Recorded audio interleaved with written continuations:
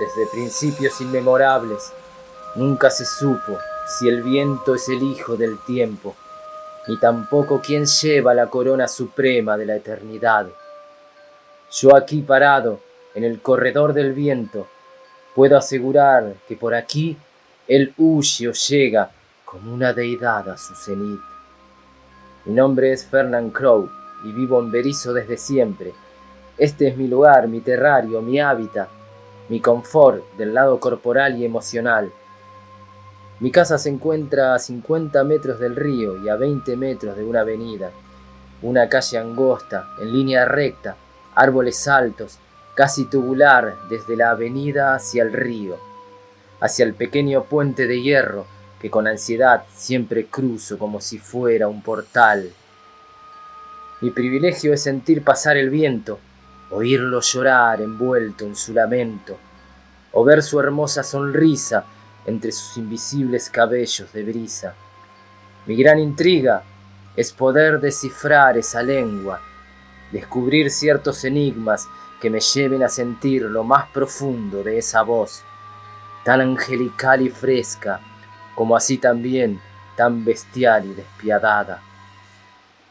Ese atardecer me senté decidido a desentrañar el misterio. ¿Qué es lo que llama al viento? ¿Qué palabras o lamentos se enredan entre las hojas de los árboles? Ese viernes, ya ensangrentado de ocaso, estaba decidido, aunque no me alcancen las estrellas de la noche, a saber qué dicen los sollozos del viento y qué fuerza oscura o lucífera gobierna las aguas frías del río. Su garganta como un garguero de gangrena, donde se juntan cada melancólico y eólico ángel de los tiempos. Se hablaba de las ánimas dolientes que vagan errantes sobre la calma fúnebre de las orillas. Se hablaba del horror cósmico, de criaturas ancestrales y desconocidas que yacen en un extraño letargo, dormidas bajo las entrañas del río, y que un día, cuando las aguas retrocedan en la bajante, un viento cristalino que descarnará, despertará el terror más profundo e inimaginable, el caos en esta tierra, mitad bestia, mitad deidad, que arrasará con toda forma de vida neutral, y solo reinará ella entre la densa oscuridad y las efímeras luces de los relámpagos, entre la podredumbre eterna de un pestilente barro sin coagular. Sentado, como quien se acurruca a contemplar un mágico paisaje, mis pensamientos divagaban como una gigante y sombría araucaria que se enramaba lentamente. Comencé con mis conjeturas, alocadas o no. ¿El viento es un vómito de lamentos o es un cebo inteligente de la bestia? Aún no recordaba el nombre de la criatura que un viejo chamán me había hablado y advertido del repentino despertar de esa abominación horrorosa y metamórfica. Las horas pasaron y pasaron. Creí entender que el viento es como una vena mágica del mundo que misteriosamente va irrigando otros mundos, el de los muertos, el de los ancestros, el de las criaturas mitológicas, el de los demonios, el de los dioses. De repente recordé la leyenda que el chamán me contó de esa poderosa y horrenda criatura. Su nombre resonó en mi cabeza como un antiguo tambor de ritual. Sexalor. Una terrorífica hibridación entre 4 demonios de antiguas civilizaciones: Sanor, Salmor, Ogramon, Rusek. Puedo recordar el hedor que me atravesó esa tarde, tan solo a oír su descripción morfológica. El terror se iba desplegando centímetro a centímetro por mi imaginación. Sus ojos, fulgurantes y amarillentos, como dos hogueras de azufre gorjeantes, su piel de reptil, oscura camuflándose con la pestilencia del lodo, su lengua bífida, son dos cabezas de serpientes rojas que buscan el sufrir inescrutable de lo que será devorado.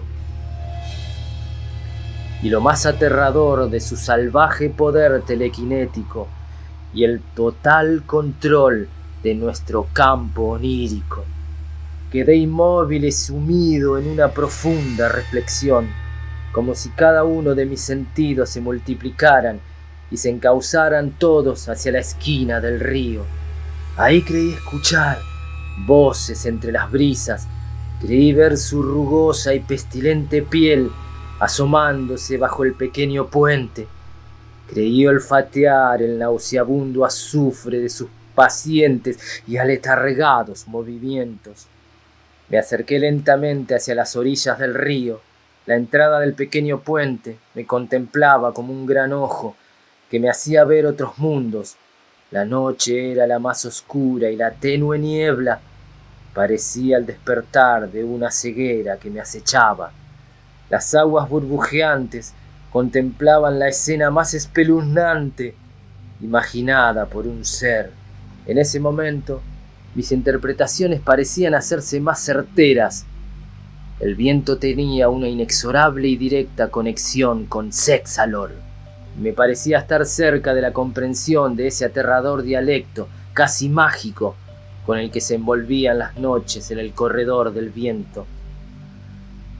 Recuerdo que seguí caminando por las orillas y a unos metros distinguí, entre la niebla, una silueta fantasmal que se dirigía directamente hacia mí. «Buenas noches, Fernand», blasfemó la figura. Atiborrado observé y reconocí que debajo de esa encapuchada figura se esgrimía el rostro marmóreo y casi traslúcido de Julio, un amigo de mi infancia y adolescencia que se había suicidado a los 24 años de edad. Ante esa confirmación quedé atónito y Julio, mimetizándose entre el manto blanco de la niebla, me dijo: «Ya lo entenderás todo, no te apresures, ella te lo mostrará». Y mientras su voz se acavernaba hasta aterrorizarme, se quedó por un instante inmóvil y levantó su brazo, señalándome justo debajo del pequeño puente. Instantáneamente pensé en Sexalor, y entre la dócil brisa vi serpentear espectros sobre el agua, y cada atomizada gota de niebla se unió una con otra y con otra, formando dolientes almas como condenadas a saciar un ritual. Mis sentidos se movían como presas ya marcadas, no sabiendo hacia dónde correr. Como en un estado de hipnotismo supremo, volví a mi casa con mi aterrada humanidad a cuesta. Los días pasaron, sin poder apaciguar ese tizón encendido en mi pecho. Mi amigo Julio me había hablado, me había intentado decir algo. Desde algún lugar, él abrió una herida en el tiempo para emerger y manifestarme esas reverberantes palabras. ¿Qué tenía que yo entender? ¿Quién me lo diría?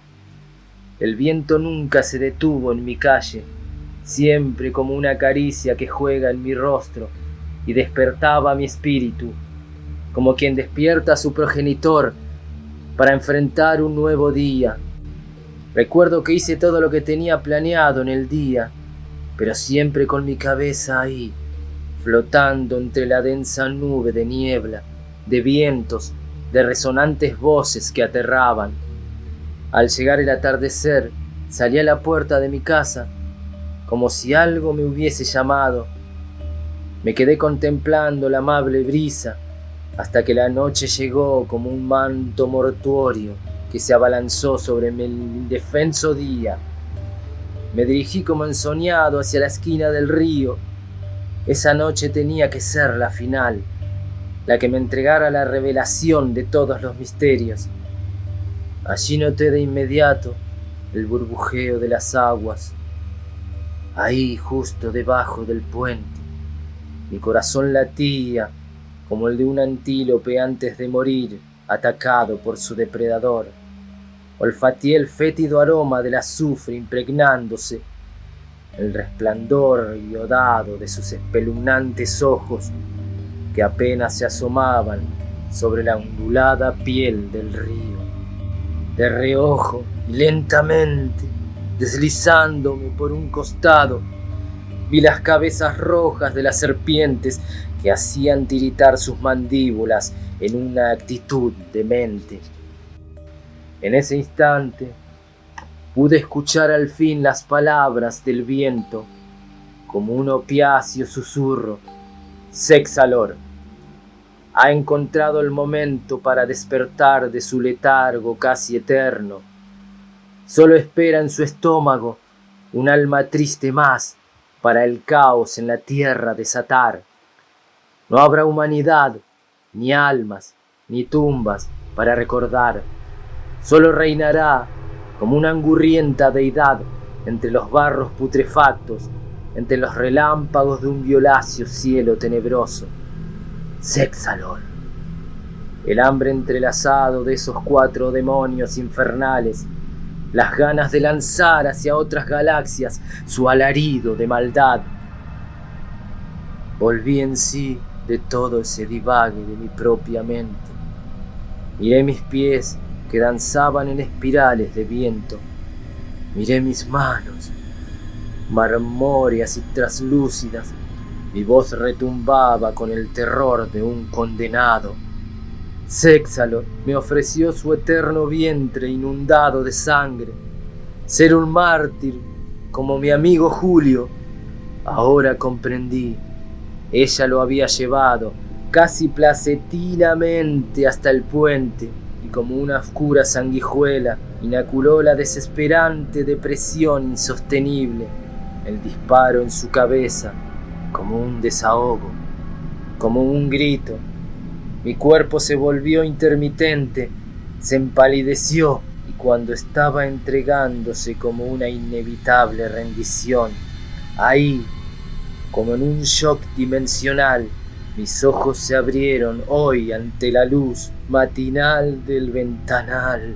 Absorto miré mis manos, miré mis pies, las sábanas totalmente enrolladas, mi cuerpo tenso como enardecido ante un fuego imaginario.